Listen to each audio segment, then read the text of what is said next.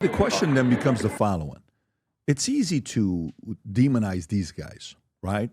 To me, sometimes, you know how they say offense wins, you have a lot of teams that have great regular season records and they suck in the playoffs because they're an offensive team with not a defensive, strategy.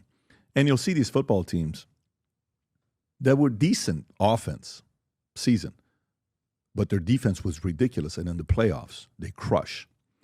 I have 4 kids. To me, I like to play prevent, okay? Preventative and what's the word? Anticipation. So I'd like to anticipate things that could potentially happening on ways for them to try to divide the family, on ways that people in the future will try to divide us or say things because, all your father cares about is this, or your brother is this, and your sister is this, and they'll try to come in between them. And, the goal is I want to keep the family. And I'll tell them, you guys are the most important to each other. It's even more important in your relationship with me. You guys got to stay buddies forever because we're not going to be around, but you guys are going to be around. You guys got to stay strong. So you're giving them these messages, reaffirming messages for them to stay strong. So maybe give me, because right now, first thing you talk about in the first 2 minutes, when I asked you a question about Humberto, who aspires to be a cult leader, which maybe he's changed his aspirations. Who knows? Maybe you've changed his mind. He's probably very disappointed right now. Right. Maybe even left for the day to call him sick. But so let's just say for those who are going through it, in the first 2 minutes you said social media today are cult-like leaders, right? They're using all these things. Give me the defense. How do I know if I have been infected and I am in the delusional community? Because it's always the other person that's part of a cult, right? It's never us. It's always the other person that's delusional. It's always the other person that's brainwashed, not us. Rick, it would never happen to you because you're a guy that deprograms people. It can never happen to you, right? Never. Can never happen to me. I'm successful in this. What can you tell people to anticipate signs to not fall for the trap? Well, first of all, are you becoming involved in a group that has a leader that is worshiped by the group? I mean, are they constantly talking about the leader? Are they extolling how wonderful the leader is? And how is that leader accountable? What are the checks and balances in the organizational structure that address accountability? Is there financial transparency in the group? Do they disclose their annual budget in detail, in which they explain all compensation paid out to whomever? And how do they regard people who have left? Do they say, oh yeah, so and so left, and we still have coffee with him, we talk with him, or do they stigmatize people that leave and they're critical of them and they cut them off? And then what's happening to you? What's happening to you? Are you becoming socially isolated? Are you withdrawing from old friends and family? Are you becoming preoccupied with the group? Because a typical church or organization would say, hey, you got to have a life outside of our church, outside of our organization.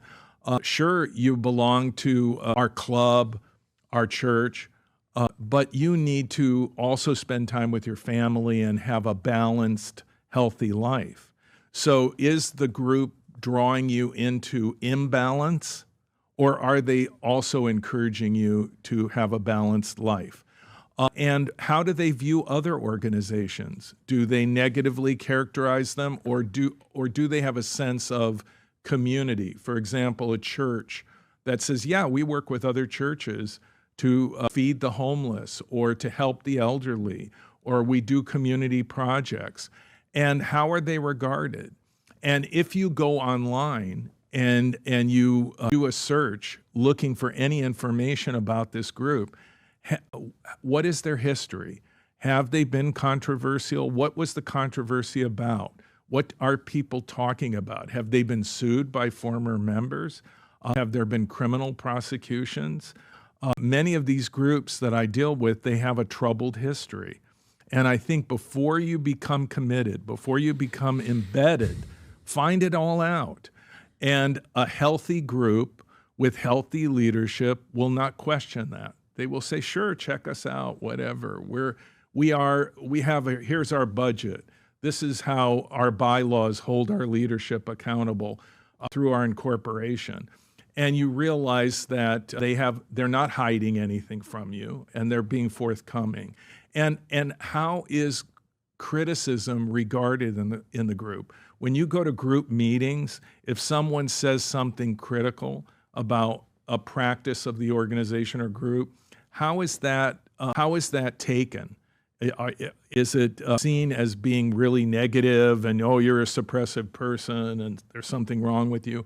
Or are they saying, well, gee, that's interesting. We can use that, because we have room to grow, room to evolve. And we like feedback from members that help us to make this organization a better organization. Or are people being attacked for criticizing? So if you see that dynamic, that's a warning flag. And there are others that I've outlined, and you look for those, and then you know what you're dealing with. So are you active on X? Are you active on Twitter? Yeah. Okay. Yeah. So, today's political climate is if I were to ask you right now, in your 20s or your 30s, okay, who would you have said was somebody that you looked at that influenced you politically or philosophically? What names would you give in your 20s or your 30s? Well, Barry Goldwater. Okay. I grew up in Arizona, and Barry Goldwater. Wow, what a name, Barry Goldwater. Yeah. He was, his father was Jewish, and the original family name was Goldwasser. And they created a department store in Arizona called Goldwater's. And of course, Barry Goldwater went on to become a United States Senator. He ran for president. I greatly admired him. And who else would you say? Well, I think that's a pretty heavy name. Yeah. And I would think, the first time I voted, I think I voted for Richard Nixon. But he ended up being a disappointment, when he left office.